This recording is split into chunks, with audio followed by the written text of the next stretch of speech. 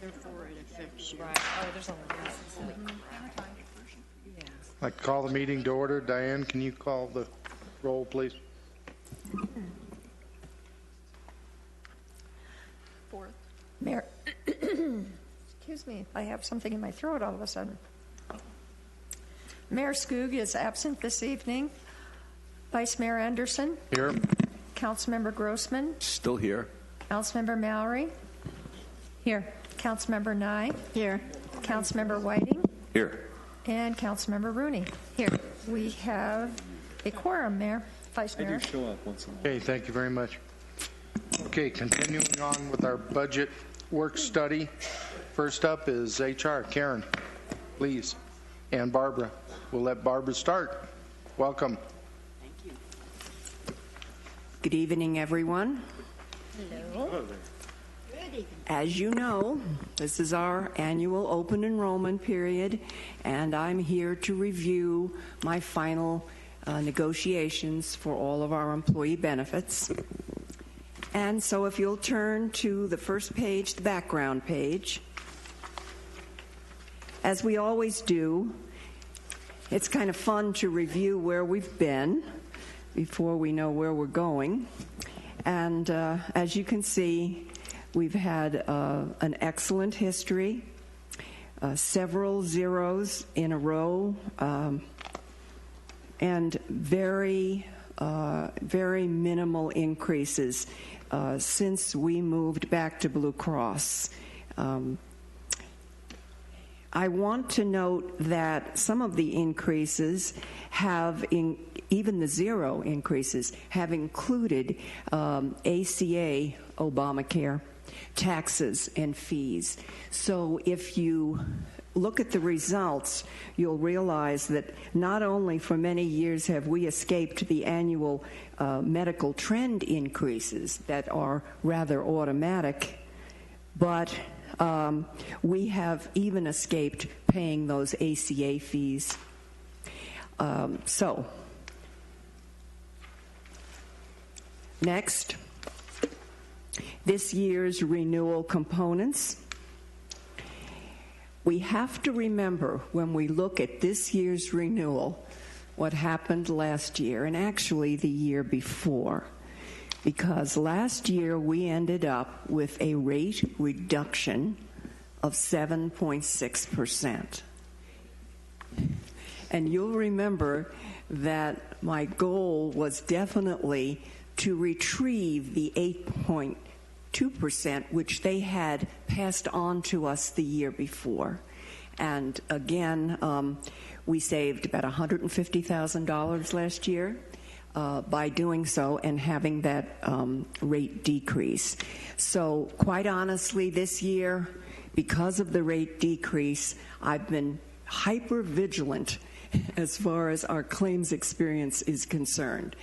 Always wondering, what was going to transpire this year and praying that we had a good claim year. This year, annual medical inflationary trend a little over 9%, 9.4%. And our credibility is pretty much 100%, 99%, meaning that the experience, the claims experience, the paid claims are 99% credible for us because of the size of our group. We have 213 current employees insured, by the way. The loss ratio of paid claims to the amount of premium paid in to Blue Cross is about 85%.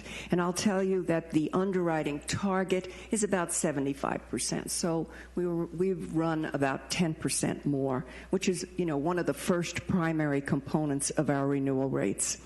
This year we had 10 large paid claims exceeding $30,000, and you can see one of them $362,000 alone, all the way down to a little over $31,000.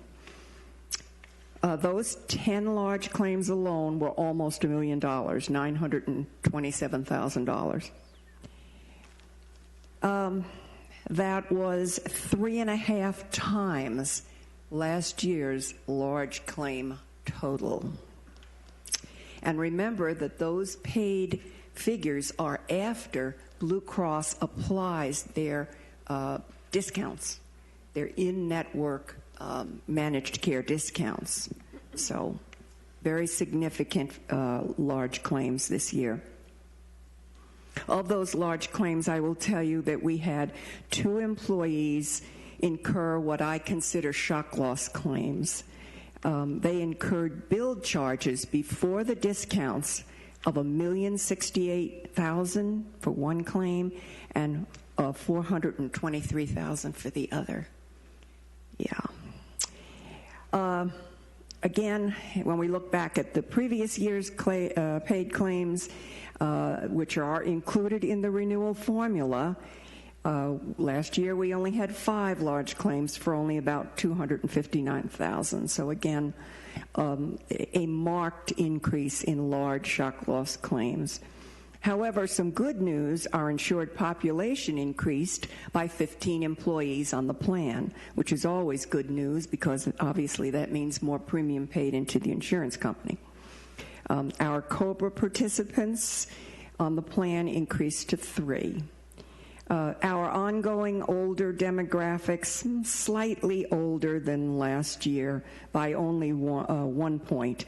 39% of our total population are over 50. Last year it was 38%. So, very consistent. This year, good old health care reform legislation still increased cost to carriers. So our final renewal that I'm going to review with you still includes 1.5% for those ACA taxes and fees that I mentioned before.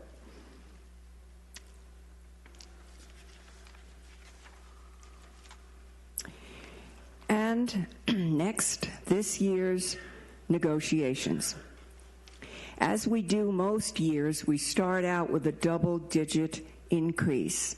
And frankly, with our claims this year, 13% actually was pretty fair. Remember also considering that we had a rate decrease last year. So underwriters were not in a good mood this year. I renegotiated that to 11.5, and then several weeks later down to 7%. And frankly, underwriters said 7% was their, quote, best and final. And, I assume that they meant that because that's essentially taking back last year's rate decrease. So I'm sure that's where they came up with the 7%. This year's negotiations were about 8 weeks long. And as you can see, they finally agreed to around 5%. And at the point that they agreed to go down from 7, I will tell you again that they just had to throw out their renewal formula, which they've done in the past. And that's fine. There's no other way of making a business decision to get where we need to go. And so the final negotiation brought us 2.2% with senior management team approval over at Blue Cross. And this was acceptable to me because that still includes the 1.5% ACA fees. So we need to look at it that our final renewal was actually only 0.7% or less than 1%. Extremely fair, especially with the year that we had. And of course, very importantly, our employee contribution increase then is only $7.50 a month, which is always an important issue. And it's been many years since our employees have had any kind of significant increase. So that's an important component to all of this. And as you can see, our final renewal saved us about $215,000 a year compared to the original 13% renewal calculation. And then, looking at our health insurance rate history, 10-year average, 1% a year. Our 5-year, most recent 5-year average, 0.6%, and then the last 3 years, 1%. So very consistent, very outstanding, and so basically for 10 years our costs have essentially been very close to flat. And the original renewals prior to negotiations during that same time period average about 15% a year. Again, very commonly, mid-teens for annual medical trend.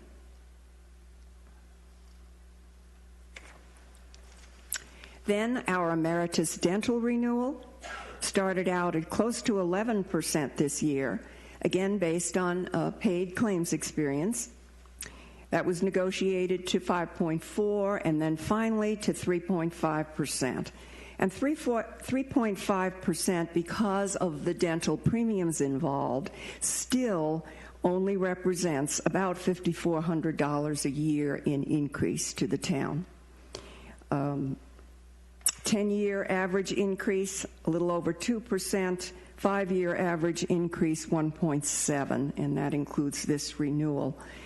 As far as employee increase, $1.14 a month is their increase, so very minimal. While we're talking about the dental, I do want to mention, and we talked about this briefly last year, that, we always like to be very proactive with our entire employee benefit program. And it is our intention to move our dental plan into a managed care dental plan, which will resemble in benefit plan design the managed care health plan, an in-network benefit, which is a higher benefit, and an out-of-network benefit, which is a lower benefit. So an incentive as well as a disincentive. And the reason for doing that, because right now our dental plan has worked extremely well. We're not facing large increases on the dental after we finish our negotiations. So that is really not what's driving it. What's driving it is that we want to be proactive in the future.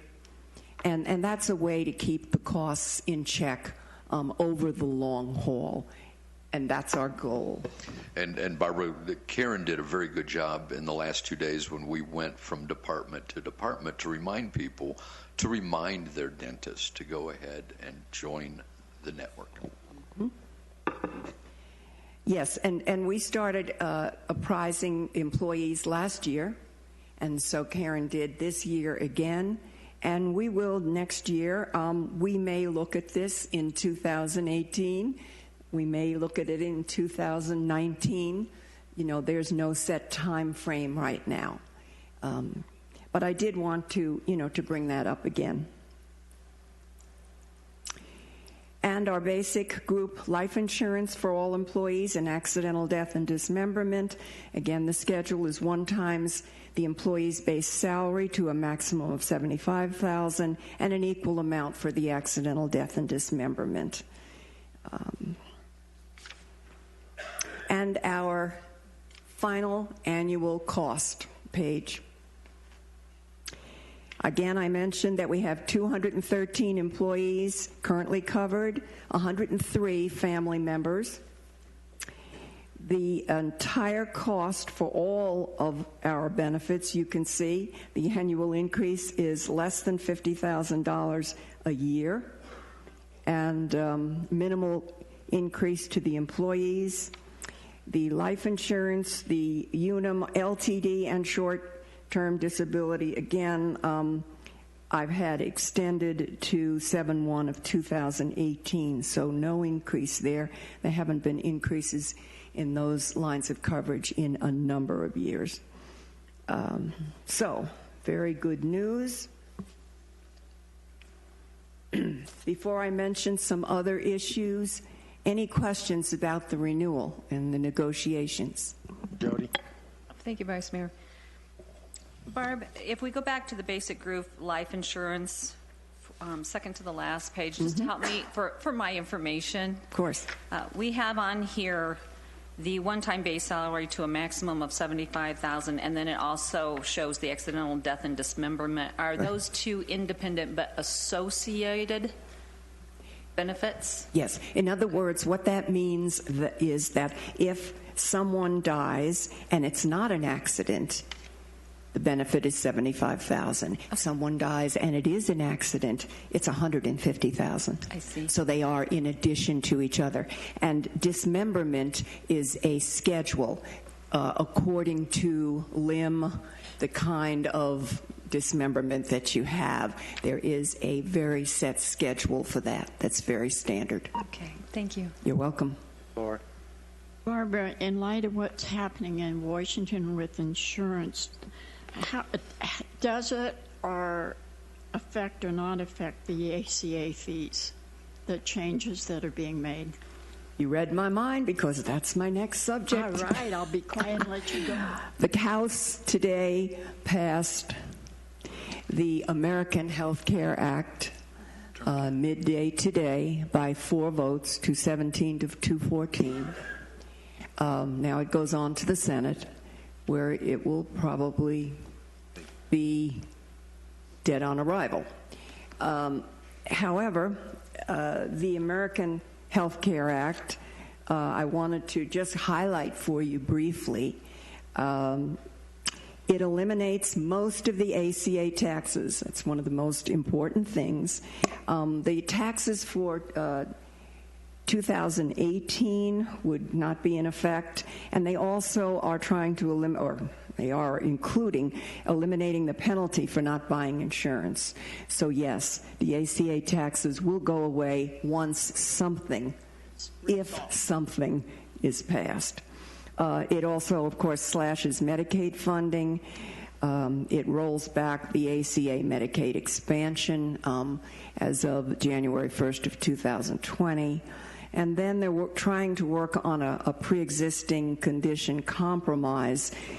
This latest act, they've thrown in funding of over $8 billion over a 5-year period of time to help subsidize the cost of pre-existing conditions, to people who would otherwise be priced literally out of the insurance markets. Of course, the Democrats say that that's not enough. So the subsidy there is one of the main sticking points. They're delaying some other taxes if it goes through, and they are repealing the limit on health FSA contributions completely if that does go through. And that was to have been effective January 1st. So we shall see. All we can do is stay on top of it. I have multiple resources that daily. I had 3 emails on my way up the hill, about this. So, it's on everybody's mind.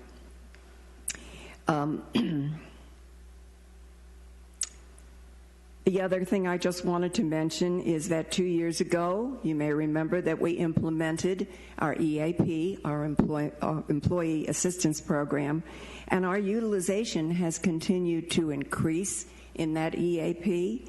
And so it continues to be an important part of our overall benefit program. And I just wanted to remind you that, we did add that, and it's worked out well. And the only other thing I wanted to mention then is, of course, our wellness program. And I will turn it over to Karen, and she'll give you more details. We currently have 53% participation, and Karen has some wonderful ideas about increasing our participation. Blue Cross Blue Shield is quite satisfied with 53%. I'm not. Larry isn't. Karen certainly isn't. Our goal could be 80%, 90%. I think anything over that would be unrealistic. But nevertheless, at least it's been steady participation. Steady participation. Any other questions? Oh, thank you. You're welcome. Barbara, thank you very much. Right, to continue the conversation and with human resources, what is coming down is an additional handout that you might want to supplement the back of your budget book. The appendix, chapter 11, is the personnel schedules. And unless you take last year's budget book compared to this budget book and go line item by line item, I know it's difficult for you to see what personnel salary schedule changes there have been. So I wanted to just give you a one-page snapshot and go over that very quickly with you of the changes that you would find in the personnel schedules. This handout is divided in two sections, the first being market adjustments. As you know, we work to be within 10% of the market average to remain competitive in our recruitment processes. So we go out each year and take a look at positions that we feel are struggling to meet that criteria. Once we obtain the market averages, we then do a complete review of internal equity factors to make sure that we're still being in line with one position to another that is comparable within our own organization. And from those activities, there are 8 positions that we are proposing be reclassified into a higher pay grade to better compete with the market and yet still maintain those internal equity factors. As you can see in the chart, those 8 positions, starting with the evidence supervisor, was a little over 22% behind the market. The costs for those, though, are very minimal to make those changes. Most of the employees that hold those 8 positions are already within the new salary pay grade. It just provides us opportunity, if they should leave us, to hire at a more attractive rate to be competitive with market, and then also to give them more growth potential as they continue to develop their career with us. There are 2 positions, though, the records supervisor and the evidence technicians, that we have incumbents presently that are below the minimum of those recommended ranges, and so we would need to give them a little bump in pay to bring them up to the market. Okay. Then the second area of the handout is our new or reclassified positions. There are 2 new positions that are proposed, one including a building inspector. I'm not sure if you've heard Richard talk about that yet or not, but we only costed it to start at mid-year, and only then if workload in community development supports that need. The second is a part-time position, working 28 hours a week in the town clerk risk management office, as we've talked about being more proactive with safety initiatives, and so that position would aid Diane in those endeavors. The other 7 are simply reclassifications that the various department directors have asked for based on workloads in their areas or the need to add services or have those positions perform at a higher skill level than they have had in the past. For example, the accountant position, we have 2 accountants. They want to reclassify one of them to a senior accountant so that there can be higher activities performed by such an individual. With those reclassifications, they will be an internal promotional process so that our employees within that area would be able to compete for it. Okay. Any questions on that? All right, with that, then, Human Resources, our operational budget is actually outlined starting on page 6-75. And there are 4 objectives for the new year that impact our budget that I wanted to just highlight and touch on for a few moments. So bottom of page 6-76. First, to highlight is we in Human Resources want to expand our support to Volunteer Central. We now have over 230 active volunteers in the organization, and Heidi has other responsibilities in addition to her role as our volunteer coordinator. And so we want to be able to provide more support to her in her office, and therefore we're proposing that our administrative support position in HR move from a part-time position to a full-time position, and that with those additional 10 hours weekly, that we would be able to better support Heidi with managing all the volunteer job descriptions, performing applicant tracking, administering the background process, scheduling interviews, which is something we haven't been doing, and we will take that over for her, as well as physically staffing her office down on the 3rd floor when she is running out and about and she has no one in the office. We can make sure that we keep that door open Monday through Friday, 8 to 5, by having Michelle, our admin support person, go down there. Michelle's been working to already start to support her and going to job fairs and things like that, so that she's well versed to take on those additional responsibilities. The remaining couple of hours in taking her to full-time will then also be used to support our record retention responsibilities, specifically in the areas of our seasonal employees with the ACA tracking and the Arizona Health Family Paid Act. We're going to have to begin providing them paid sick time, 1 hour for every 30 hours worked in July. And so we want to make sure that that is done correctly, in that it'll be somewhat of a manual process for us, since our payroll system doesn't automatically know how to calculate it outside of a prorated amount biweekly. It can be such a variance amongst our seasonals. So Michelle will also be able to assist us with that. The second objective for next year that I wanted to point out is our scheduling and delivery of a leadership and development program. We call it LEAD. It is a new supervisor orientation program that we just kicked off this year. We're in progress right now with 11 new supervisors that were either hired or recently promoted. It's a 5-part series class that provides them instruction on town policies, finance responsibilities at their level, as well as just leadership role, for example, communication, conflict resolution, performance evaluations, those kind of things.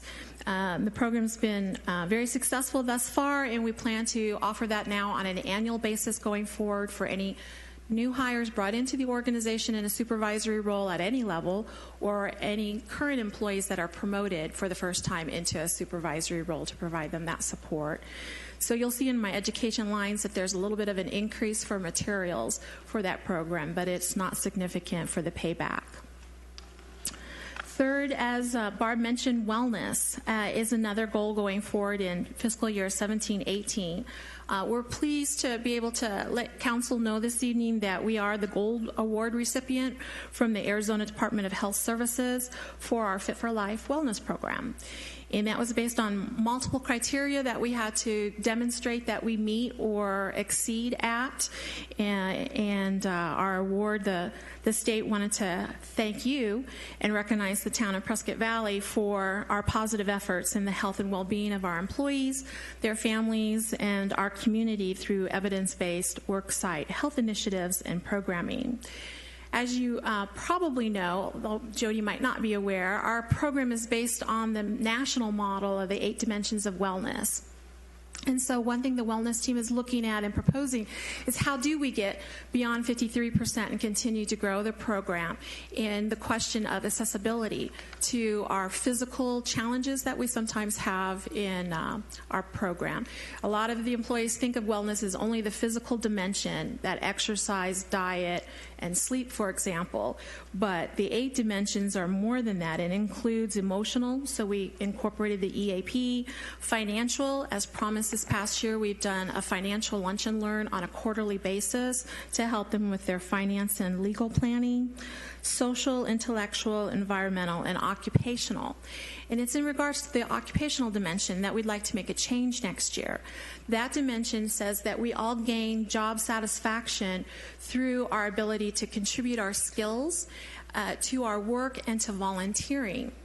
And so for employees that do have perhaps ADA issues, or they're challenged to physically participate in some of the activities we've been providing to date, we're going to add a volunteer component to the wellness program through this occupational dimension, that if they provide substantial volunteer support in our community, whatever it may be, such as our police officers being involved for a year in Big Brothers or Big Sisters, or you're a Sunday school teacher, you do Girl Scouting, whatever, that our wellness challenge is a 3-month behavior change activity, and so would that volunteer commitment need to be at least a 3-month commitment, and then that would be another way that they'd be able to participate in the program rather than feel excluded because of any ADA or other physical ailments. Any questions about that one? That was kind of fun. We're excited. You'll see in my awards line, fund line 6115, that because of those hopes to increase our goal, our wellness participation, we've added $5,000 to that budget line, which will allow us to provide the incentive to another 25 individuals if they should choose to participate in the program. And then the last objective for the new year that I wanted to make mention really has to do with the last two bullet points back on page 76, that we are aware there are going to be changes in regulations that are going to take some time and energy. Public retirement reform, with July 1, we're well underway with those. The Arizona Healthy Families Act, as I mentioned, I'll be back in front of you the end of May to propose some policy changes that we need to do to incorporate that. We're always mindful of the Affordable Care Act and what might be occurring there, as well as our reporting needs that we presently have to do with the IRS. And back on the back burner, we had the possibility of the Department of Labor. They had proposed a change in the salary threshold for exemption status under the Fair Labor Standards Act. That was put on hold, but the DOL hasn't dropped that. They're continuing to hope that that will be able to move forward in the new year to come. All right, and then outside of that, there's only one other element that might catch your eye when you look at operational expenditures for human resources, where there's a significant, if you will, difference from what we did last year to next year. And that's on page 80, line item 3425 with the benefits plan administration. You'll notice that the budget there from this year, which was about $18,000, is dropping to $9,000 next year. And with that, my total budget on the bottom of page 81 actually is dropping as well, from $108,000 and some change to $106,000. And why were we able to do that, or why did we do that? There's two reasons for it. One is the Affordable Care Act and the mandatory reporting of health care to the IRS that started 2 years ago. When that was implemented, our payroll system through HTE was not prepared to handle that reporting requirement. And so we outsourced it at a cost of approximately $5,000 a year. It was a 2-year commitment with that vendor. We've now satisfied that commitment, and HTE has now caught up with the requirements, and we're able to bring that back in-house. So we're pleased about that. And then secondly, as Barb mentioned, our employee assistance program, the first 2 years, that expenditure of approximately $4,000 has been in this operational budget for human resources. It was a new program. We were trying to establish our claim history, and with that, it was their best guess on how much to charge us, if you will, based on our claim history when we had none. And so we were able to, while we were in flux, handle that in the operational side of things. But now that the program has stabilized and has been become more of a routine for us, we felt it was time to move that $4,000 out and put it in with all of the other benefit administration that we do and that Barb helps us with through negotiations. So we just moved it to that side and took it out of operations. And then that's it, unless you have questions for me or that I can help you with. Michael. I was just curious on the employee assistance program. What's the typical expenditures for that? It seems very small to begin with, and so I'm wondering what those consist of. Yeah, the program allows each employee and their family members to have 6 counseling sessions at no charge to them, and so you would think that each of those sessions would typically be $100 to $150 that is being covered by the plan. They can have those 6 sessions not only per year, but per incident per year. So if they have a divorce, perhaps, they have 6 sessions available to them. If later in life they suffer some other kind of difficult situation, a death in the family or something, or their child starts to have issues with substance abuse, for each of those incidences, they can have 6 different sessions.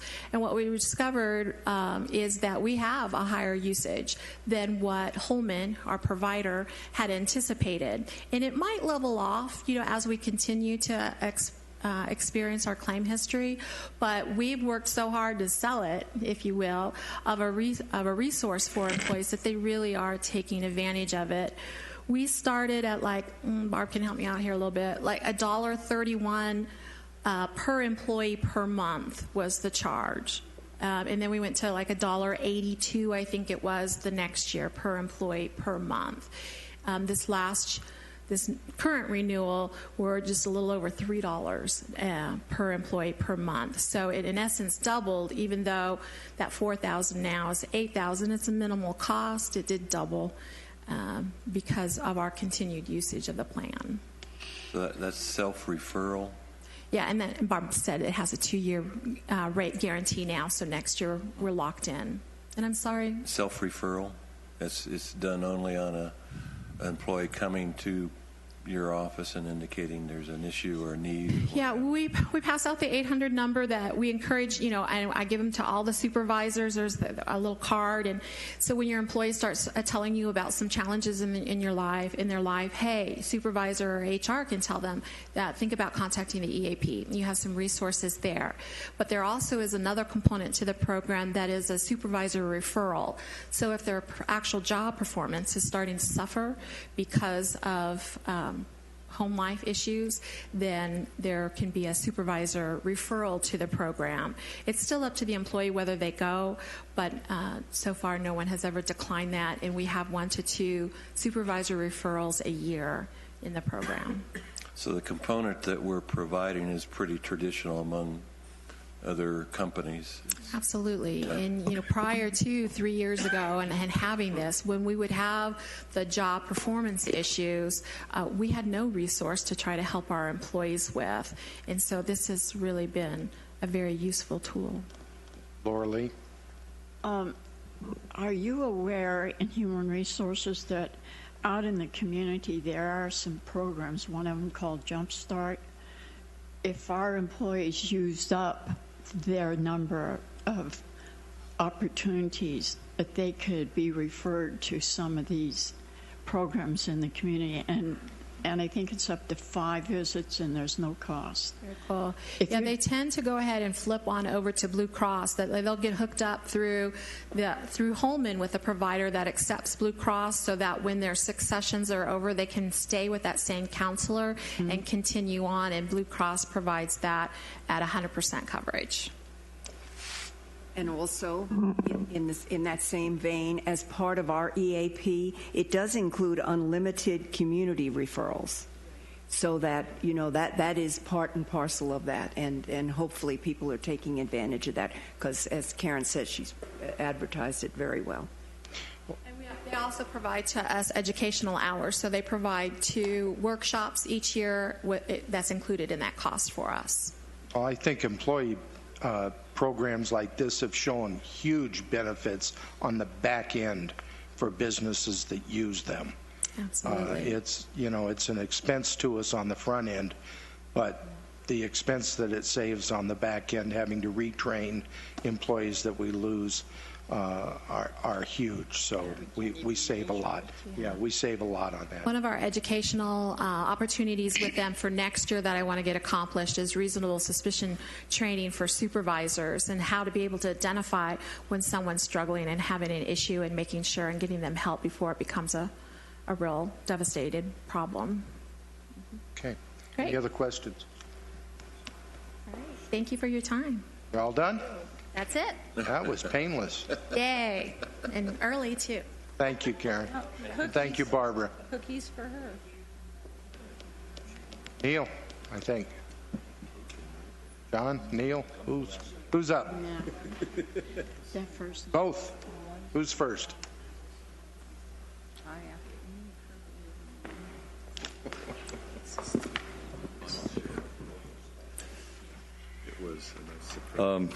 Thank you, Mr. Vice Mayor, member of the council.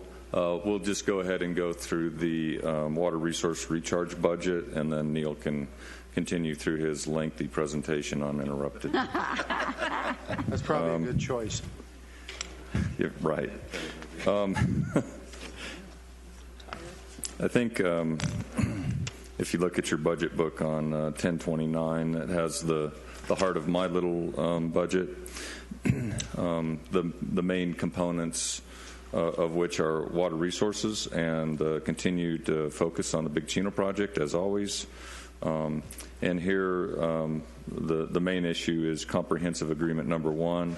The costs on comprehensive agreement number 1 are part of a pre-prescribed arrangement with Salt River Project and the City of Prescott, in which we had again, a prescribed budget for a time period of several years, and so that's just continuing on.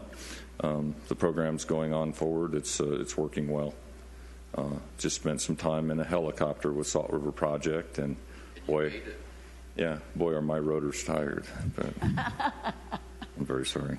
On the recharge side, our focus with the recharge activities are going to be on increasing our capacity to get credit.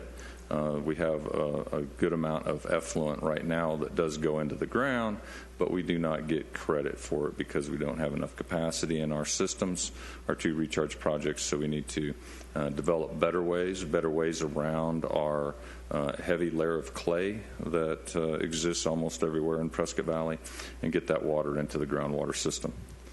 And then finally, the Upper Verde River Watershed Protection Coalition. This is a group that we act as fiscal agent for, and we are, of course, members of. Councilmember Laura Lee Nye is the chair of that organization, and it is mostly grant funded. We're continuing to get more and more grants. When we only pay out what we bring in, some member dues, mostly grants, as we continue to do watershed restoration activities, development of a biomass industry so that we can increase the pace and scale of watershed restoration, getting junipers off, replacing grasslands, because that watershed, our watersheds, ultimately are the source of our water supply. So we want to keep them in good health. Aside from that. Laura? I need to confess that last night when Bill was reporting out, I tormented him with the coalition probably having another $1 million pass-through, knowing full well it wasn't going to come through here. And he handled it really well. So there's my confession, Bill. I never even shook you up. Michael? Yeah, I just had a question on the grant process. Is that an informal thing? As grants are identified, you identify entities that'll pursue that, or how is that done? We are at the mercy of various granting agencies and whether they have a grant that we'd be eligible, first off, for. And so we don't know oftentimes, a year, 18 months ahead, what's coming down the pike. However, we do have a grant writer that works under contract for the coalition, and she is constantly looking for opportunities and then completing the applications and then helping us manage those grants on the back end. Other questions? Thank you. Thank you.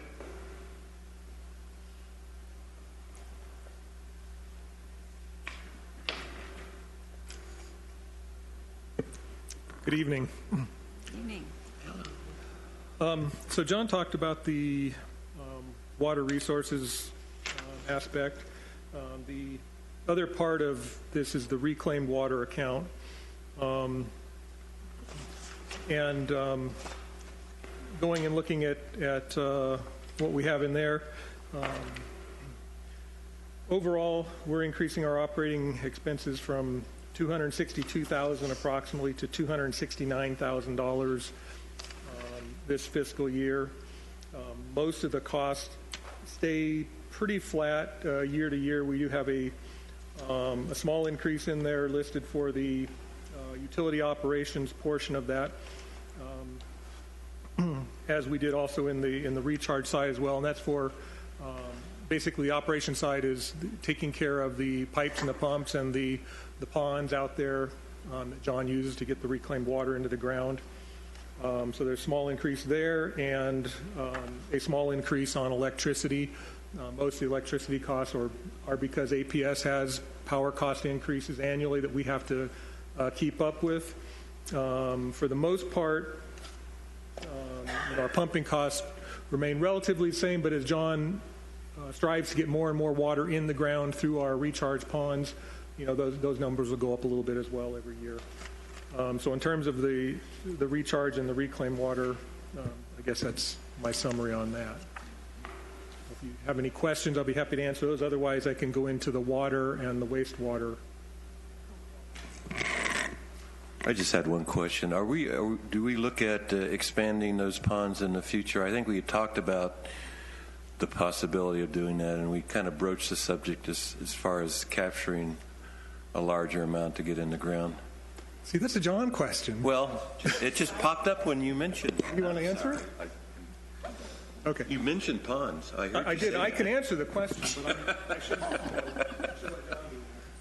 Like a congressional answer, we're looking into that. Thank you.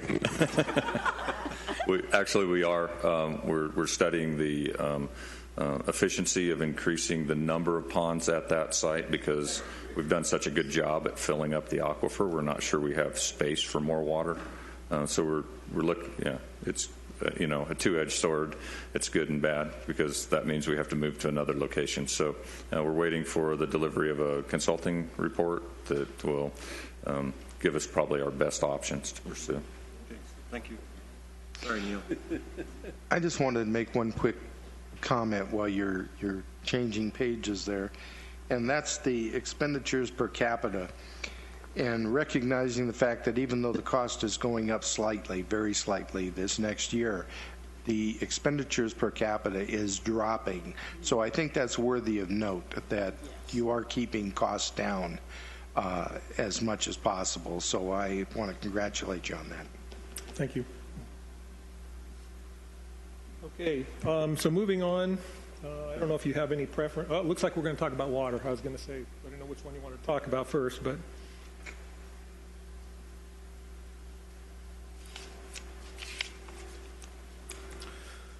All right, so overall, in the budget, operational budget for water, as you're well aware, Larry gave us directive on a goal that we were shooting for operationally overall, is maintaining under 2% increase, which we did.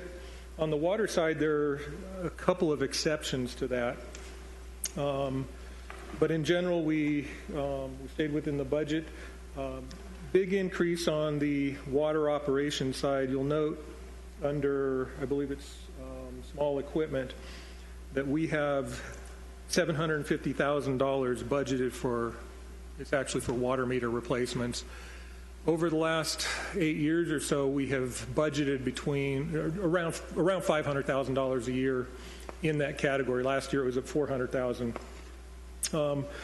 And that has been going towards replacing and putting in the new radio read meters so that we can get away from all the manual. But what's been going on over the last 3 or 4 years is that the number for water meters has not changed. We've left it at the $400,000 or $500,000 level. But the number of new homes have increased fairly dramatically. And the water meter cost for the new homes comes out of that same pile of money. So as we have more new homes, we are, of course, putting the radio read meters in there, but then we have fewer dollars to spend on replacing the old meters. So I think we talked about this during the council retreats, and what we presented was that if we could budget something on the order of $750,000 a year within 2 years, this being the first year, and next year we'll come back to you and tell you the same thing, within 2 years we would have all of the manual read meters out of our system and we would be done with that. It's not to say we don't have meters out there that are radio style that are not going, transmitting directly up to the hill. They're the drive-by style that we could still continue to replace, but we wouldn't need that big of a cash infusion. We would be basically done, and we'd have everything off of manual into some form of radio read.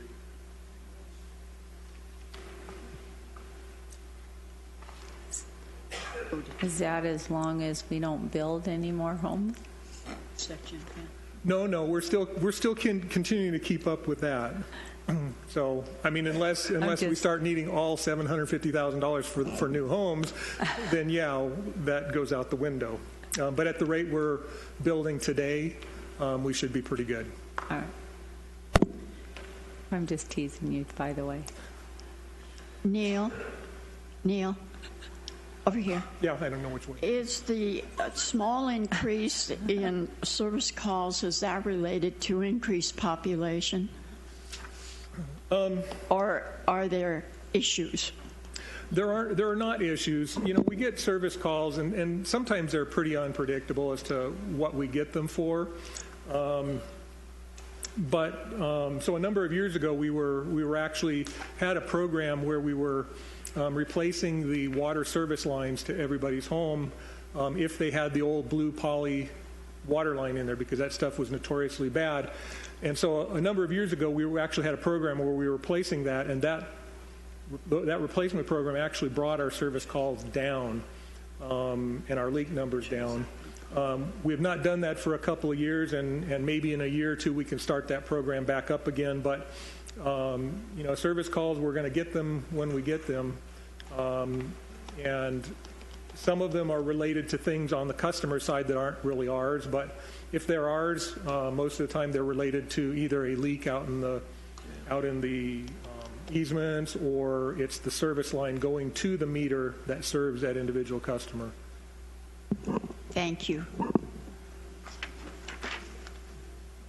So operationally wise, we're not making a lot of big increases. We're pretty consistent with where we were last year.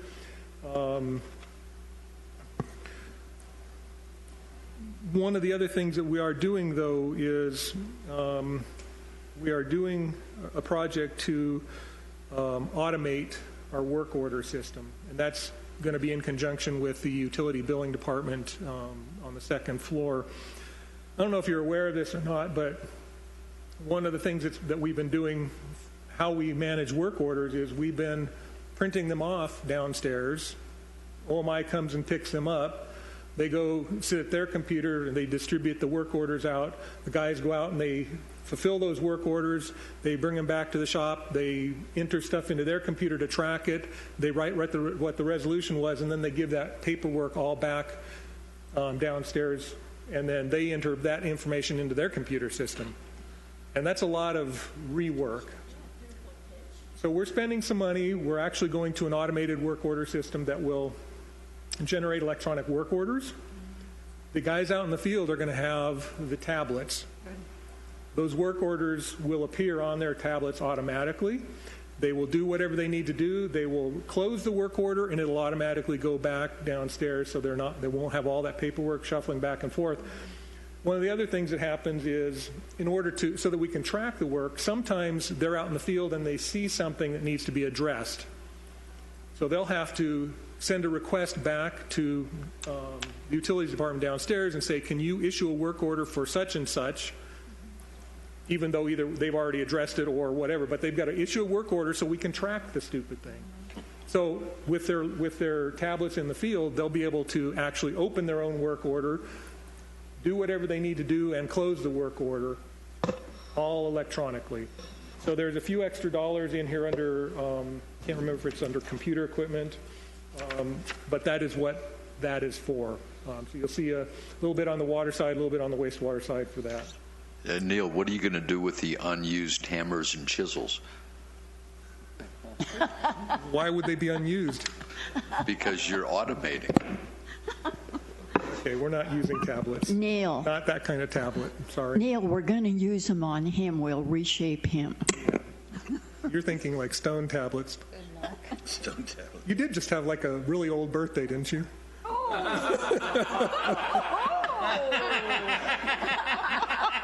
Where's that red pen?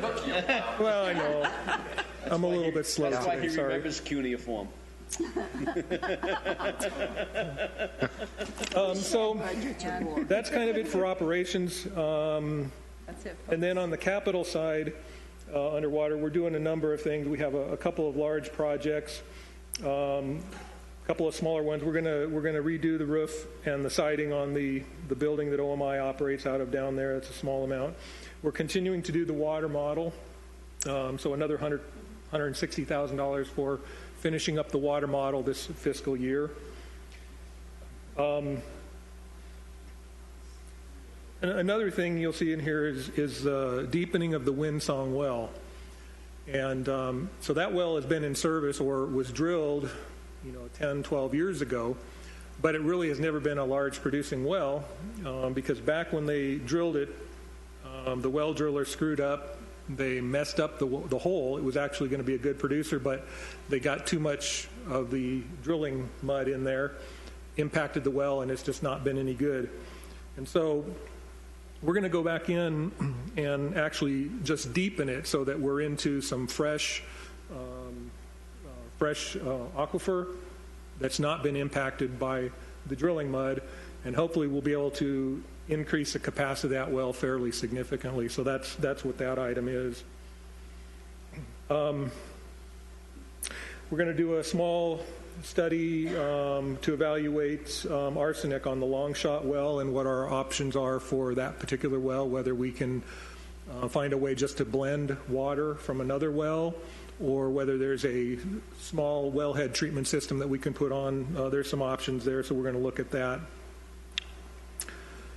And then there's a large item under, and I believe it's under the capacity fee for the Summit Tank number 2. We've got $2.5 million in there for that. Essentially, that would be in conjunction with the developer of the Jasper property out there. They're on the hook to build a tank for storage for their community, and we would partner with them because we would like some additional capacity up there as well. The $2.5 million is actually most or all of the budget that would be required for that tank.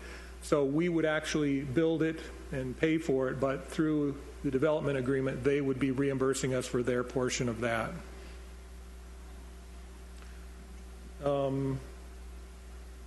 I think that covers most of the major items. I don't know if there's anything in particular that you want to talk about or you have an interest in.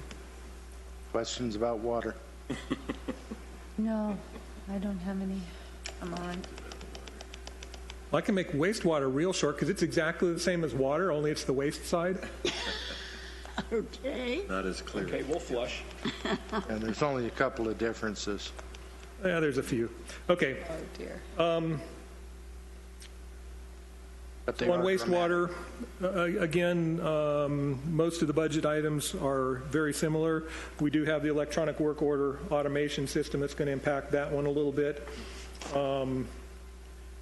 But in terms of operations, there's not much that's different on that. We'll have a few more differences on the capital side. We're going to buy another influence screen for the plant. If you'll remember, a year or so ago, we came before you and we purchased an influence screen. It was about $100,000, and I think I told you at that time that we had one more that was getting ready.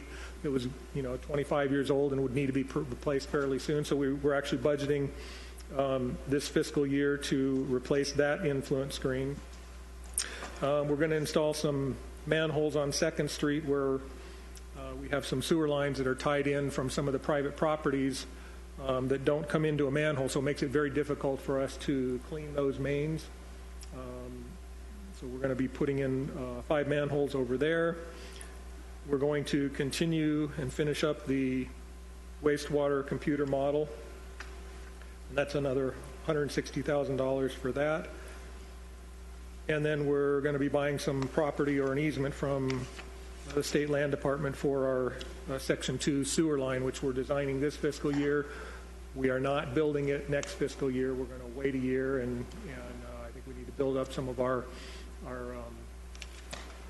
cash reserves in order to pay for that out of that fund. I think that's about it. Laura? I thought it might be fun to ask you to defend the ice machine under capital outlay. I'm sorry, did I do what with the ice machine? Well, I'm looking at $5,000 for an ice machine and the capital outlay detail. Uh-huh. Explain. Explain. Explain. The guys like ice in their drinks. No, the ice machine actually, even though it sounds like it's something that's not really needed, with all of the laboratory samples that we send down to Phoenix in our water system and our wastewater system. They're sending cooler loads of samples several times a week down to Phoenix. And so, rather than having to go out and buy bags of ice, they have an ice machine. They have one existing down there right now, and it's worn out. So we're asking for another ice machine so that they can send their samples down to Phoenix. You won't remember this, but when I was a rookie counselor, I didn't have a clue what that was for, and I asked this question. Did I give you the same answer? Yes. Oh, okay. Yeah, I know. My story, I got to stick to my story, right? Yep. Well, at least you're not going to have to use ice cube trays. True. That'll take even longer. Any other questions?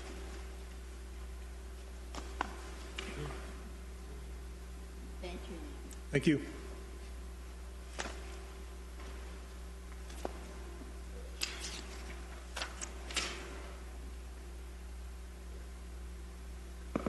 All yours, Ivan.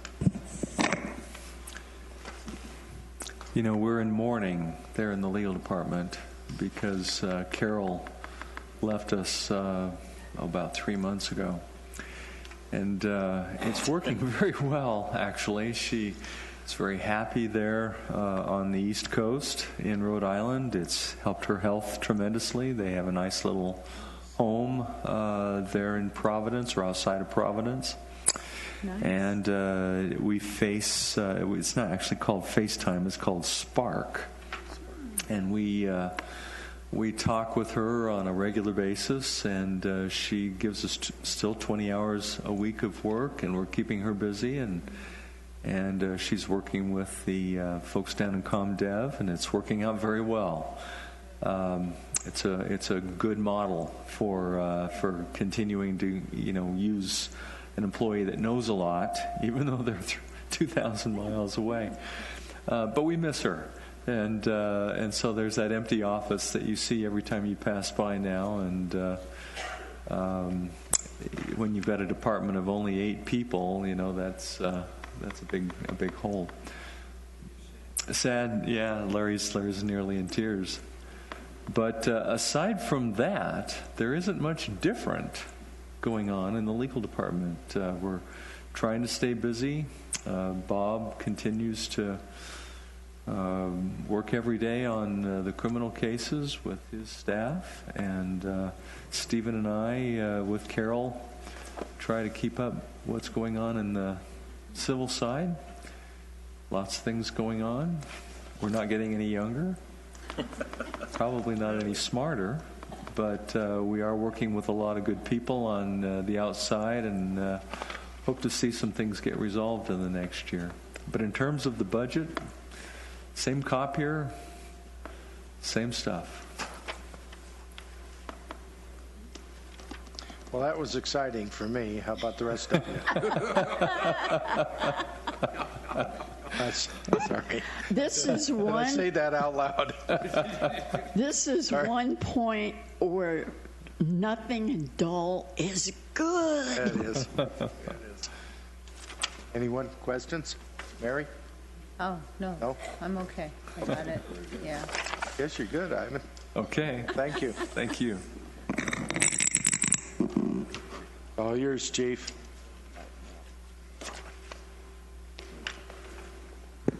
We're a lively bunch tonight. What's that? We're out of money. No, Ivan just spent the last $1. Sorry. Yeah, we spent the excess on Story of my life. Well, I know these presentations have been really gripping, but I want to step back for just a minute and tell you something that happened this morning. So about just before 6 a.m., 2 of our officers, Clinton Mathis and Justin Ellison, went to a 911 hang-up call on Sauter Drive. When they arrived on the scene, they were greeted by a woman who was so hysterical she couldn't communicate. And the reason for this was her 13-month-old daughter was unconscious and not breathing. So while they summoned paramedics and they were waiting, the 2 officers jumped into action. Officer Mathis gave 2 to 3 good sharp blows to the child's back. And during that time, Officer Ellison had located one of those devices for suctioning the baby's nose, and using that, put it down the baby's throat and was able to remove some debris and clear the airway. So it was a good job, and the baby was taken to YRMC East, where she is doing fine. Oh, well, praise God. You'll probably be seeing that brought back to you in the near future on a life-saving award.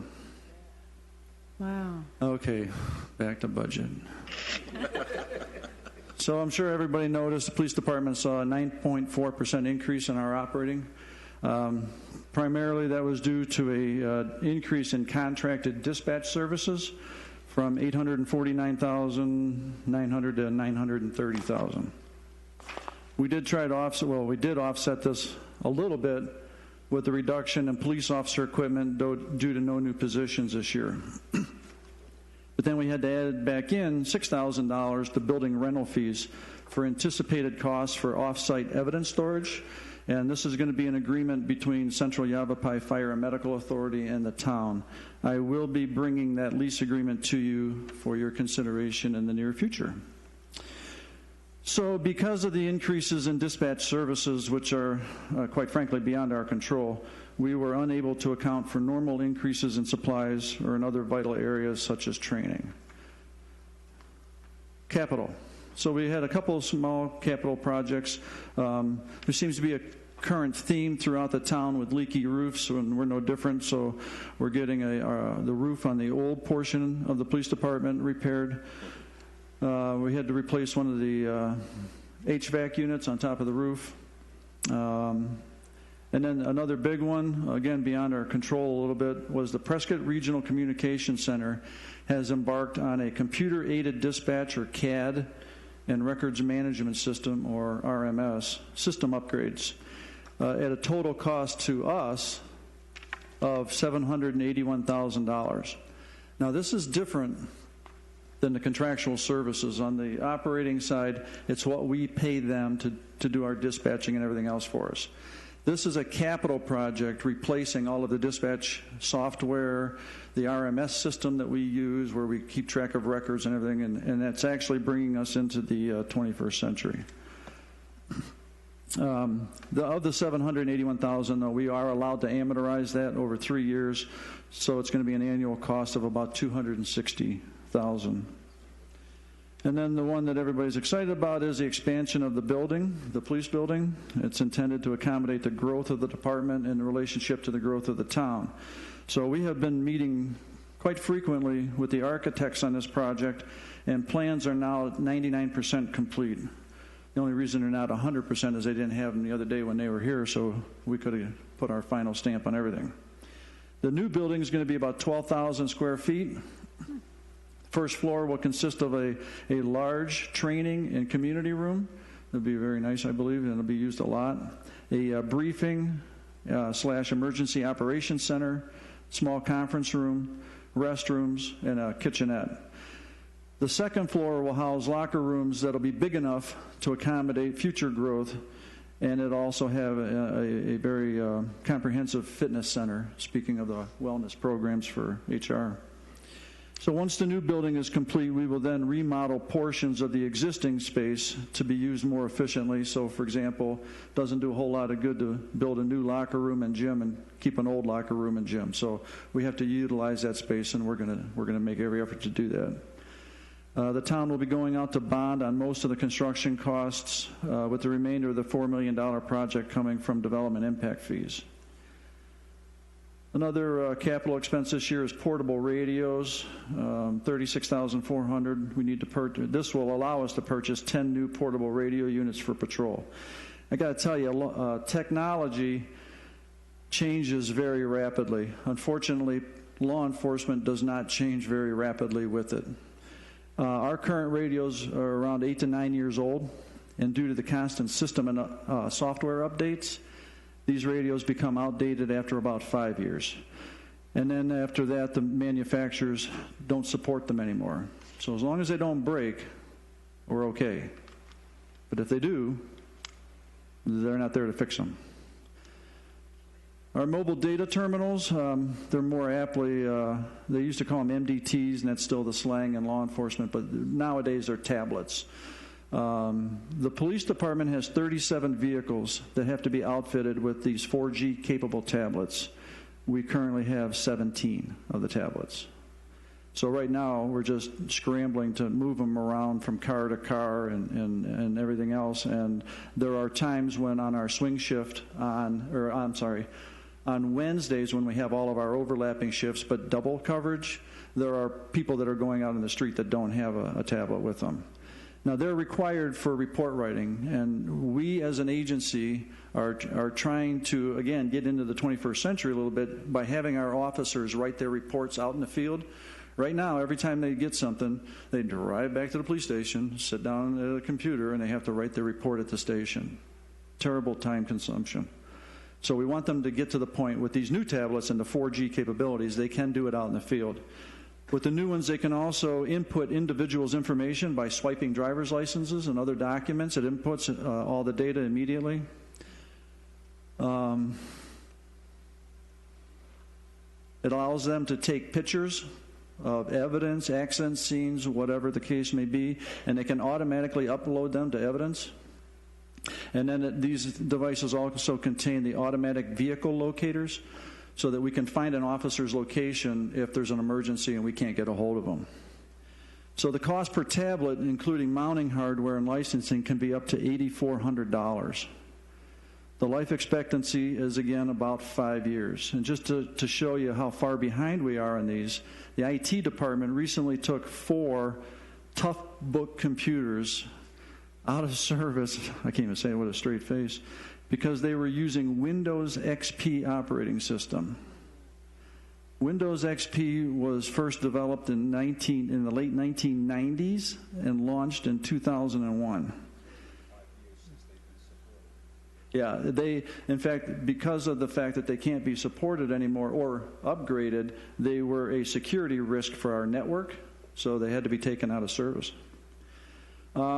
So you will notice in the area of technology that body-worn cameras are not included in the budget this year, and that was because we had to choose between cameras or radios and mobile data or tablets. Moving on to cars, we have a total of 66 vehicles in the fleet. I could go over the numbers, but 25% of them roughly have over 100,000 miles, 16 of them. I could go down. There's several at 110,000, 7 at 120, 6 at 130, 4 at 140, 2 at 150, and we actually have one that has over 180,000. So based on our needs for law enforcement, obviously we need to get people where we need to get somewhere when people call for us. We had requested 5, but we were able to get 2 for a total of 110,000. Some of the good things that we're doing this year, we are going to be continuing our outreach programs, our community outreach programs. We just concluded our first Citizens Police Academy that was met with a great deal of enthusiasm and high praise from those who attended. I went to the graduation the other night, and I swear people didn't want to leave. I think they had to kick them out finally. It was like they just wanted to sit there and talk and be a part of that group. It was really kind of interesting. But out of that came the idea that I think what we're going to do starting next year is we're going to do a youth police academy. Oh, good. So that we can get our kids in the community to come and see what we do and why we do it, and that we're not the enemy, that we're their friends. So we hope to do it probably not until next summer. And somebody said, well, I don't know if we're going to get the bad kids. And I said, we'll get all kids, because people are going to look at that as a free babysitting service for the summer. So they'll be lined up at the door, I'm sure. You find those bad kids. Can I send Larry? just yeah. A question. He is the bad kid or the good kid? No, it depends. Day. It depends on what day. Depends on the day. So our traffic section is going to be completely staffed by July. Right now it's almost there. I believe it's a sergeant and 4 officers, so they're able to get out there and do a lot. We've just retrofitted some of the old cars, not old cars, some of the other unmarked administration cars. I won't tell you which ones they are so that you don't be looking for them. or the public, but they're out there and they're doing a really good job. And they're actually going to be starting in July with a staggered schedule so that they will work 3 weeks of the month on days and then 1 week a month on afternoons so that we can start to address DUI enforcement. So those there will be 2 sections or 2 of the 6, they'll be split in half so that we'll be able to do 2 night shifts a month for an entire week, including the weekend. So we're really looking forward to that. If you remember at one of the budget retreats, I talked to you about response times, and I showed you the chart where the GIS showed you how long it took to get somewhere. So we are beginning to address that problem. Starting in July, we are going to be taking 2 officers' positions and reclassifying them to sergeants. And then we have now enough on our swing shift only, not days or graves, but on our swing shift only, we have enough that we're going to be able to put 2 squads on each side of the week. Right now, we only have 1 on each side of the week. We're going to be able to have 2. And by doing that, we're going to be able to split the town in a north-south. So half of the one squad will stay in the one area, the other will stay in the other area, and that way it'll reduce our response times. So again, that's for swings only, but I think we're moving in the right direction. And obviously our volunteers, as has been mentioned here tonight, they are absolutely invaluable. We could not do the things we do in our department without their help. I can't talk enough about them. So in closing, there's been many unexpected expenses this year, such as the dispatch services and a CAD replacement. I get that. But I do ask the council as we go forward to consider the consequences of not being able to keep up with technology, staffing, and equipment needs as this city continues to grow at a rate of roughly 1,500 residents a year. And with that, I'll take any questions. Marty. Just real quick, going back to the technology and the computers. I know I had a laptop that I had on XP, and I was able to upgrade it all the way to Windows 10. Of course, it also depends on how much memory and capacity there is, and I'm sure that your vehicles might use more memory than my computer did, but I know I was able to upgrade it. So not, if it's something that could be done, that would be great and it would save you a lot. So I'm not an IT person. I'm just what's his name? Casey showed up one day and took them away from us, and okay. Also regarding the Youth Citizens Academy, I think that's a great idea, and I'm the liaison to the school board. So if you need something to let them know, give them a heads up, I'll be more than happy to pass that message along. Absolutely. Thank you. Mary. I'm guessing going forward that as technology continues to move faster than we probably will ever, we will always be looking at like more upgrades, more of different tablets, more of this other here. So this ongoing expense will continue. It's not like we're going to upgrade this year or this budget and then we're good, because I get the feeling that's not going to be anymore. No, we're actually not caught up this year. So we're still lagging behind. And I'll tell you, and it's nothing against prior leadership or anything like that, but when I got here, this department was very far behind most departments in the country. When I got here in the patrol fleet, there was 2 cars that had in-car cameras, and only one of them worked. Today we have none. And so we have to prioritize every year. It's like we have to get this. We'd like to get all of these things to do our job better, but we have to prioritize with these things. And so this year, that's what we had to do. That's why there's no cameras. Well, and I just see in every department where technology is taking the forefront and things we have to do and software that's coming in, or just lots of that kind of stuff. And I'm just anticipating that going forward, this particular area of our budget is going to kind of dip into other areas that, we may think we're going to use this money for this, and then all of a sudden, boom, we have to go over to this new software thing because this is out. Just a thought. Well, Mary, I think it's important to understand that every department has the same set of needs in Right. terms of technology. Right. And we all have wants, okay? But we, as department heads, end up prioritizing what is the most important items for the essential service that our department gives. And as when we sat down with the chief, we had this list. Well, we couldn't afford everything on the list. I asked the chief at that moment, prioritize what's the most important. And that's when photo enforcement, I mean, not photo enforcement, excuse me, body-worn. Yeah, that's the next topic. I'm not going there anymore. No. Body-worn cameras dropped off that list. Right. We do that with every department. And that's what because we only have so many dollars available, although what you didn't hear from the other department heads is exactly what they want today. Okay, and if Richard had gone into detail, you would have seen the $1 million nut that he really desperately needs to upgrade a 15-year-old software. Okay, he didn't go into that level of detail, but his needs, all the department's needs, are very similar to, get us up to where it would be ideal to be at the forefront. Sorry, we can't afford that. Otherwise, we'd end up like some other cities that I ran into today that are broke. Well, and that's all I'm saying, Larry, honestly, is that all the departments are trying to keep up with a world of technology.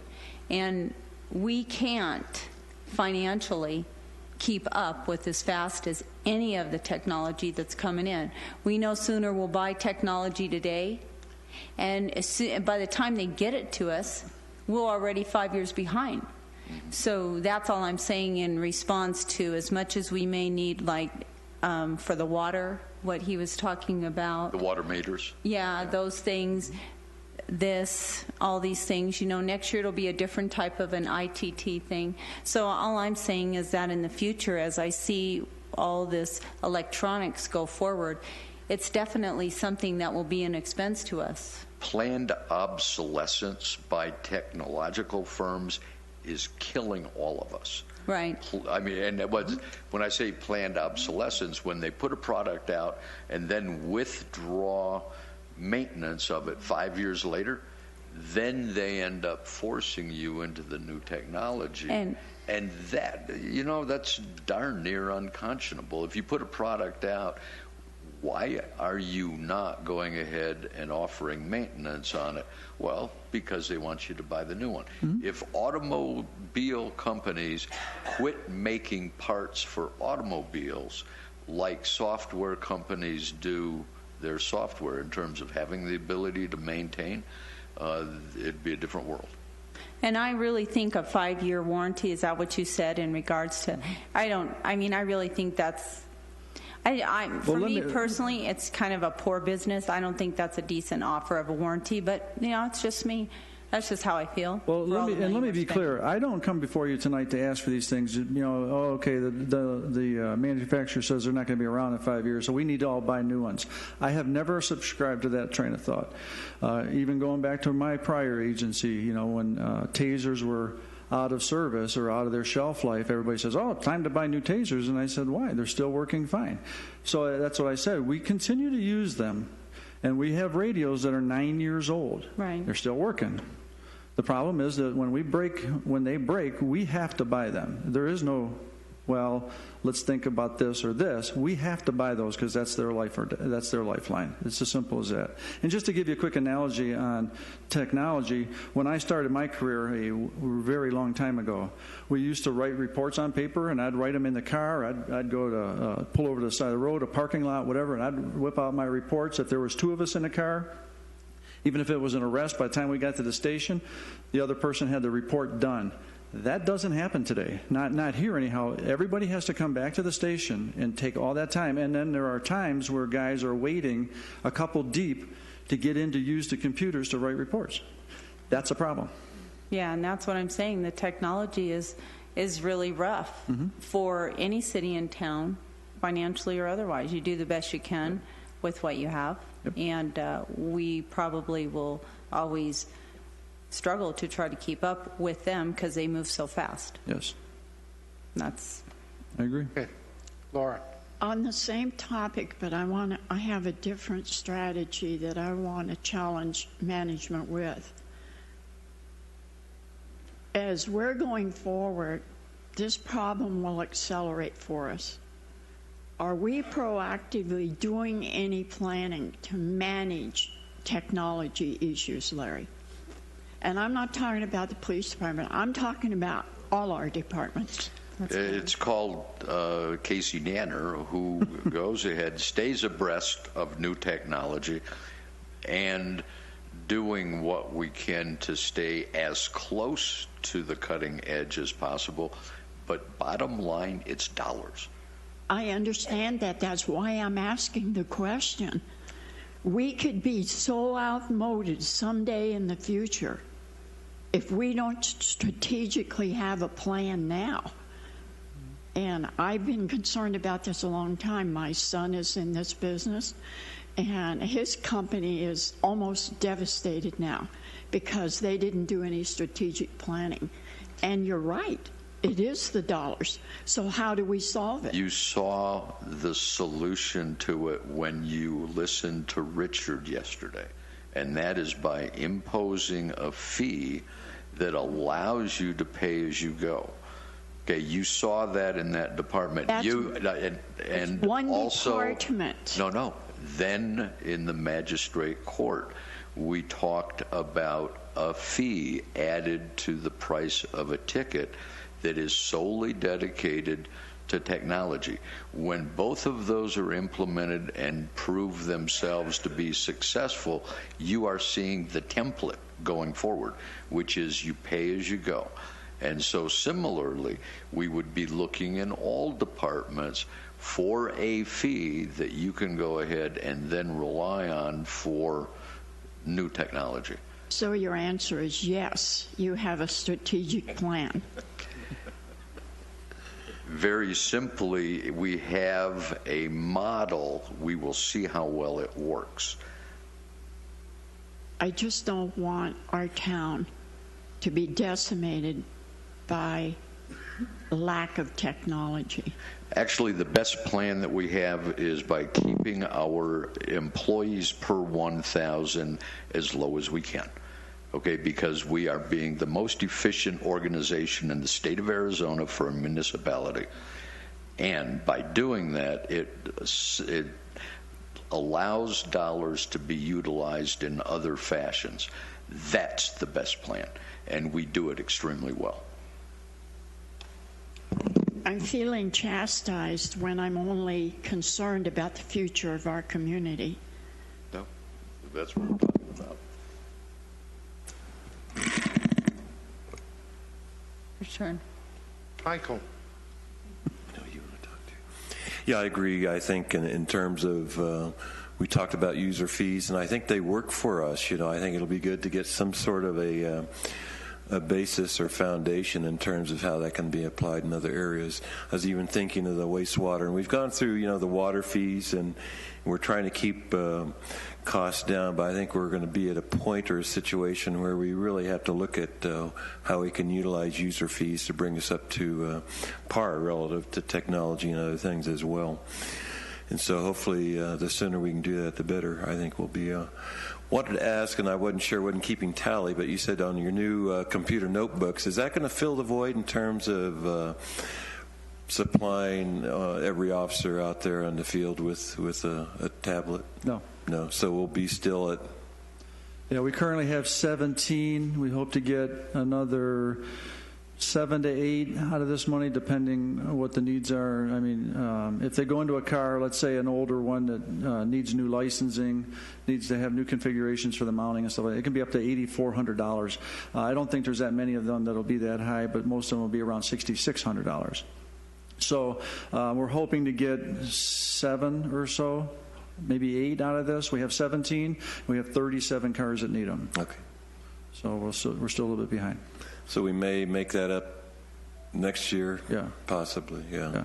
And I'll be honest with you, I look at the ability to use RICO funds. I do have some, but it's not much. And if I spend it all on one thing and then something real emergent pops up, I have nothing for it. So. Plus, that's changing, isn't it? Yeah, we still have our own local fund here that we've received disbursements from the county. But yes, it is changing, and it's changing drastically. So it's going to reduce, I think, the amount or whatever benefit. That's the general feeling, yes. Yeah. It's going to go down. Yeah. The burden of proof in order to seize properties has gone up. Yeah. So I think that's a big issue. I think, I'm really looking at that as far as a way that we can forge ahead in terms of user fees anyway, and the sooner we can do that, hopefully the better. But absolutely. Yep. Thank you. Anybody else? Jody. Bill, I'll be quick. Chief, for the technology, what's the plan for training?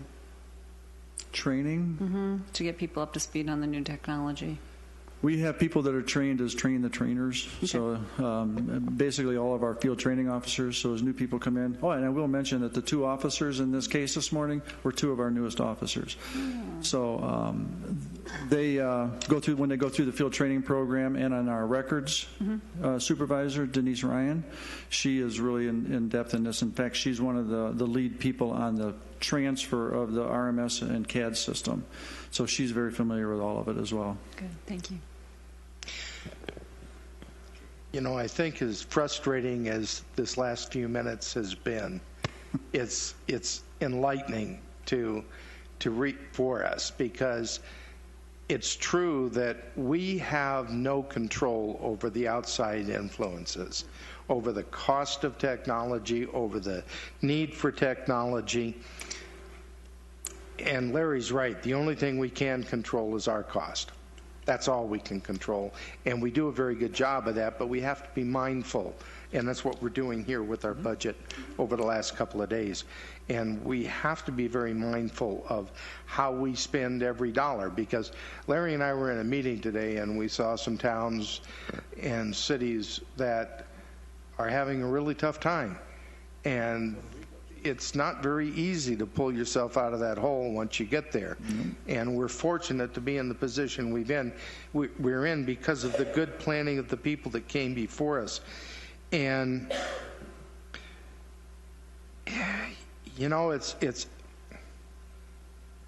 I'm concerned when we talk about adding fees. That's a tough thing. It is, because it still costs to the public, whether it's a fee, whether it's a tax, whether it's no matter how you put it, it's still a cost to the citizens. But the reality is that that's the only way we can secure the safety of our citizens. And the responsibility of the town is to enact the laws and enforce the laws and provide public safety. And that's what we have to be concerned with, and we've got to find a way to do that. So thank you for bringing those items to us and to our attention, and the fact that it's not a job done, it's a job continued. And thank you for doing that for us, Chief. Thank you. Anything else? Then I'm going to go over here and eagerly listen to Bill's presentation. As we all are.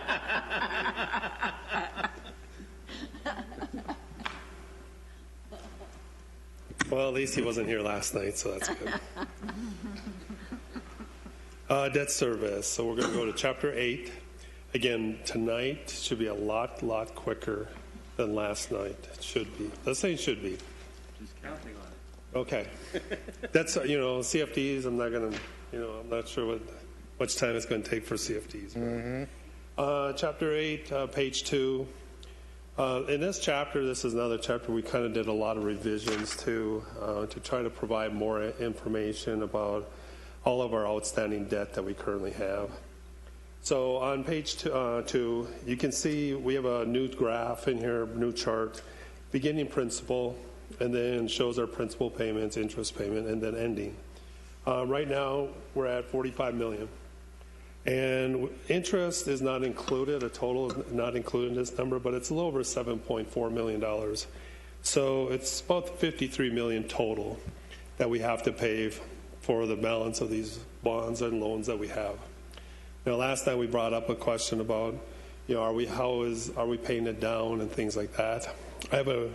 From 10 years ago, I have the dollar amount that we had as 10 years ago, and it was $120,335,000 from 10 years ago.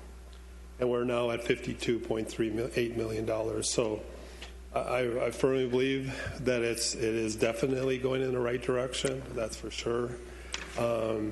We've had a lot of, various refinancings, of course, that has really added to a lot of that, paying off debt, paying down debt. So we've been very fortunate in that regard. So I thought that was important to note that, it is going in the right direction. Now, next year it's going to go up a little bit because we're going to be adding the police building expansion to it, but it's a very modest amount. On page 4, on these 2 pages here, this is all of our, basically what we would call governmental debt. It doesn't include, bonds for the wastewater treatment plant, the water systems that's in the enterprise fund. This is only basically debt that's related to the town infrastructure. So like the very first one, again, it's very it's very difficult to understand what these bonds are now. But the very first one is the old Civic Center, or basically our Civic Center, and a police building combined. So this is actually the last year that we will be making this payment. So we are now officially done. So the Civic Center and the police building are free and clear of no liens. So we can go out and spend more. Now that that's gone, we can go and spend more. So that one's nice that it's gone. Right after you pay off your car, you go out and get it. So the next one is 2011.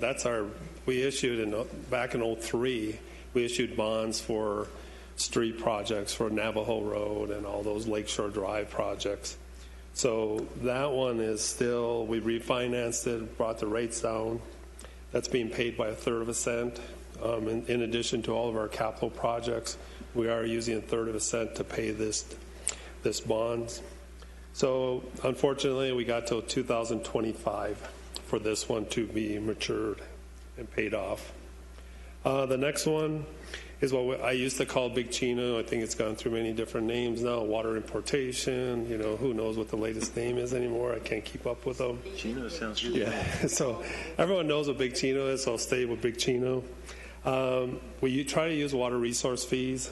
If John Munderloh leaves us any money left, I use resource fees to pay this. But if not, then the general fund has to pick it up. Again, this one will also expire in 2025. Now, the next page on 8.5, these are 2 bonds, 2 series that are related to the library. We went ahead and issued bonds, 2000 and whenever the COPs were issued, COPs were issued.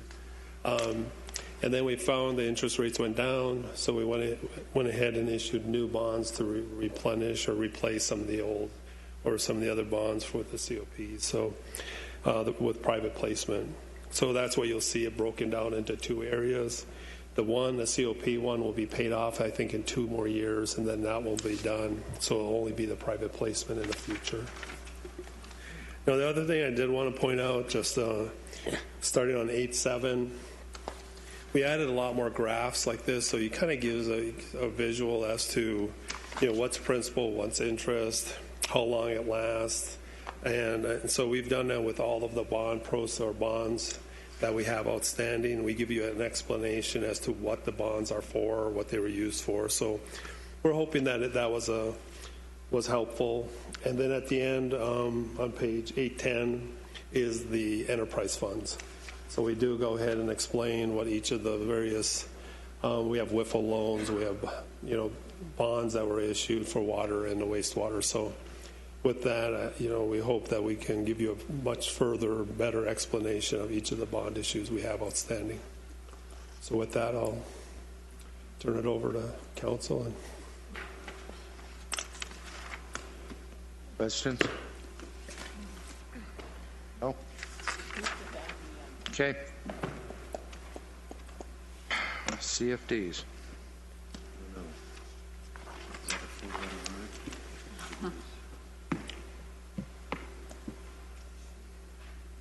So, Vice Chairman, if you want, it would be, if it's easier, just go through them alphabetically, because on the list, it kind of, Stone Ridge kind of jumps around. So would you prefer that I just go through?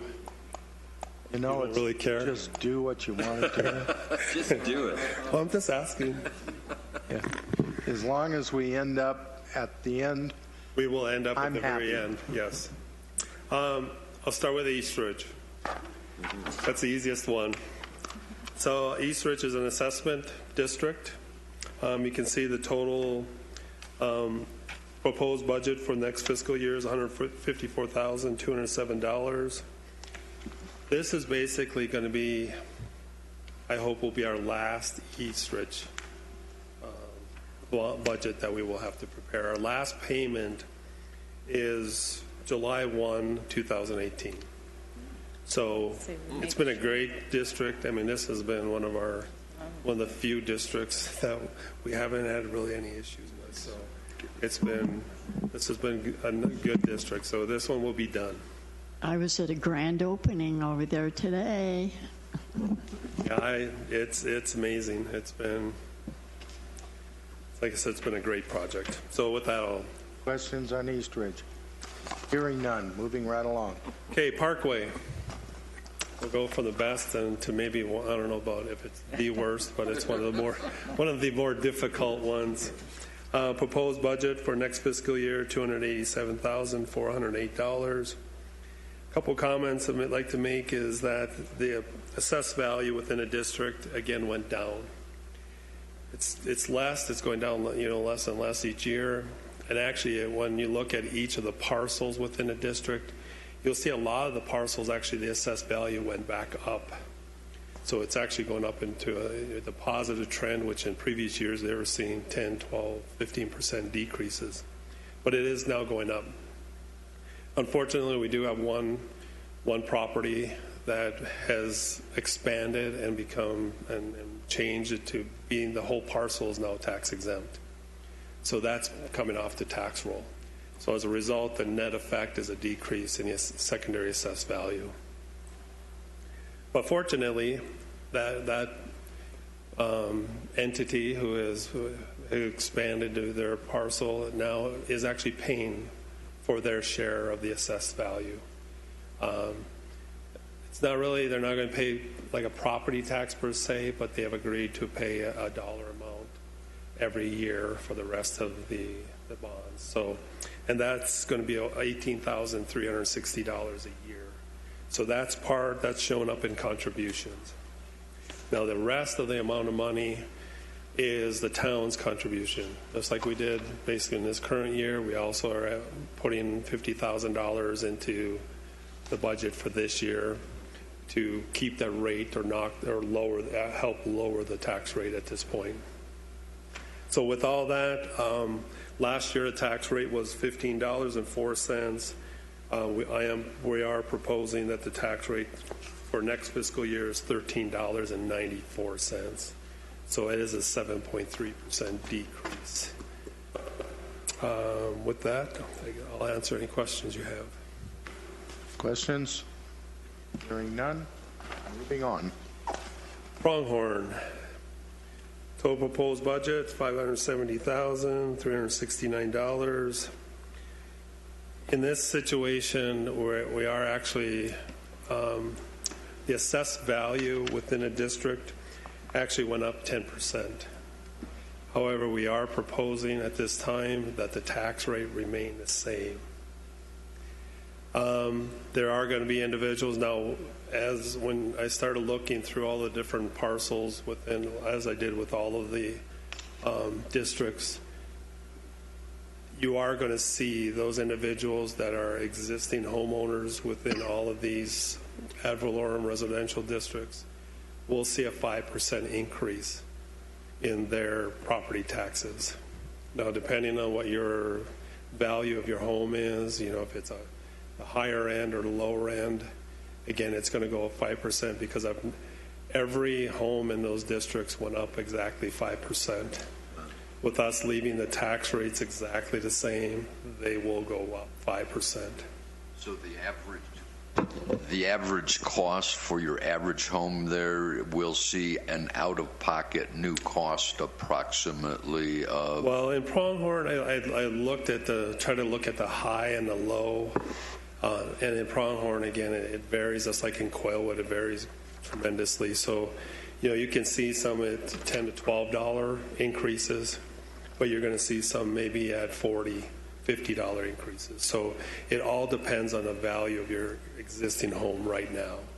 So when they get there, and they probably have already received their notice from the assessor, they'll see a 5% increase. So whatever that is, their tax will be 5% more.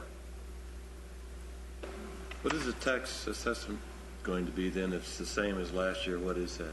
Pardon me? What is the tax rate going to be? Last year, it's right. $2.81. 81, okay. And that's what it was last year. And part of the problem that we're starting to run into, and I was hoping that would last, it would go a little bit longer than it has, but a lot of these districts have a secondary level of income that comes in. Like this one is a successor and interest charge. Basically, we add another fee onto the permits. When housing development out there's a lot of vacant lots, a lot of homes are built, then that fee is quite a bit. And then I use that money to bring the rate down. Hindsight, I probably should have not used all of that money at that time, because of the fact is that once you bring that rate down and you don't continue to collect that same amount of revenues every year, all of a sudden those revenue streams gone. Then all of a sudden you have to have the value of the property cover the debt service. And that was the part where I should have probably spread that money out a little bit further, a little bit longer, and to use it more. But our goal was to get it below the 330, because that's where everyone was when they started, so we thought it was important to get there. Right now they're still below the 330, but again, they're going to see an increase in their taxes. So with that, I'll answer any other questions.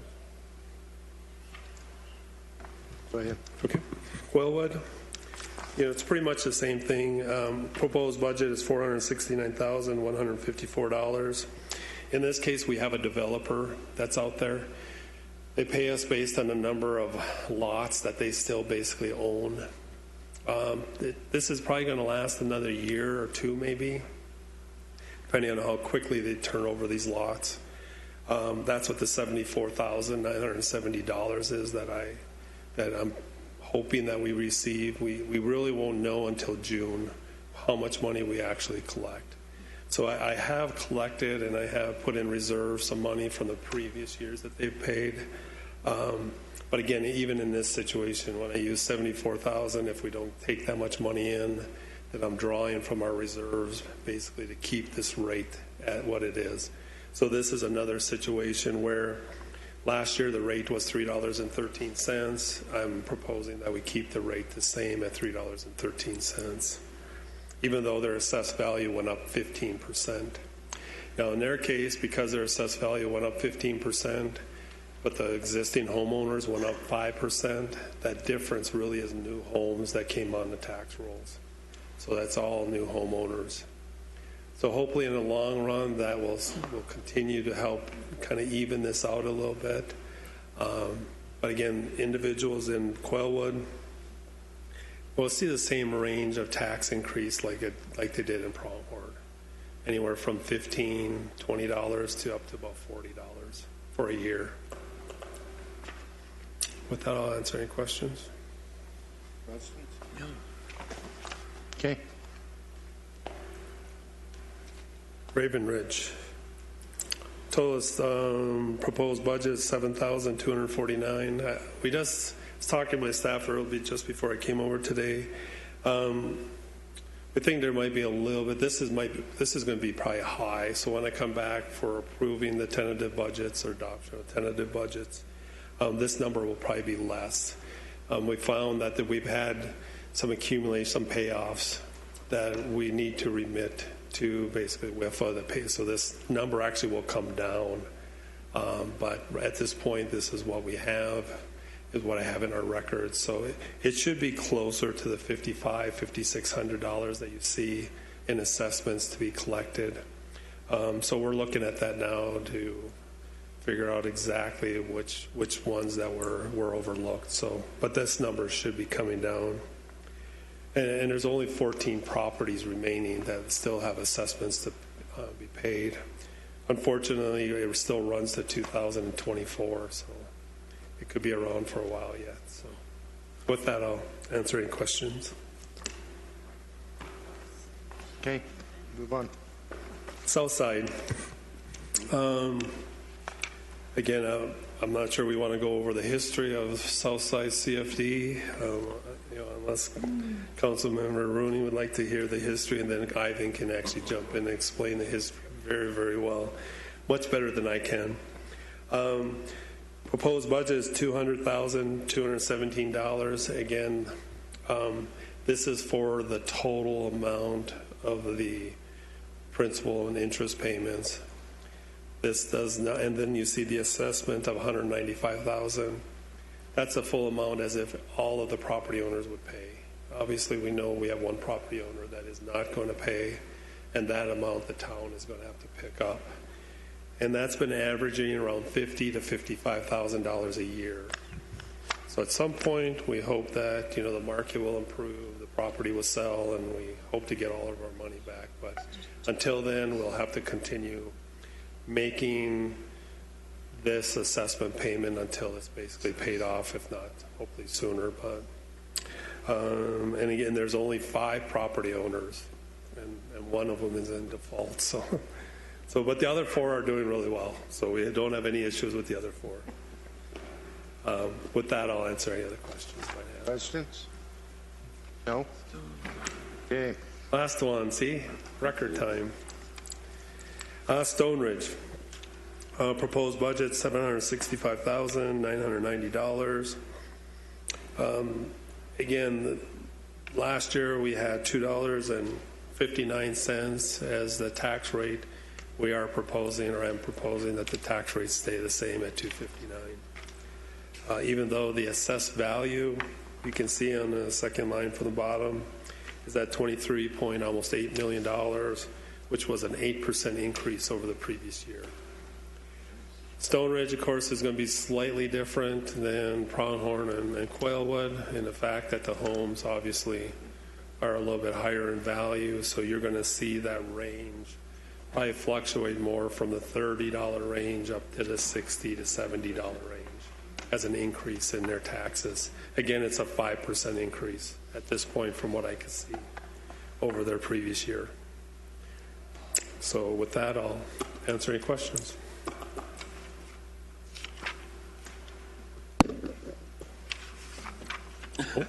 Hear none. All right. Thank you. Thank you. The book is closed. Any final words, Larry? Any final words? Final words are thank you very much. There's been a lot of work that's gone into this budget, a lot of thought that's gone into this budget, and we appreciate your very clear direction in our retreats to let us know what you want. And I hope that we've accomplished that and delivered to you what you have described in retreat 1 and 2, and that we're headed in the right direction. Council, have any final words? Okay. The meeting is adjourned. Thank you very much.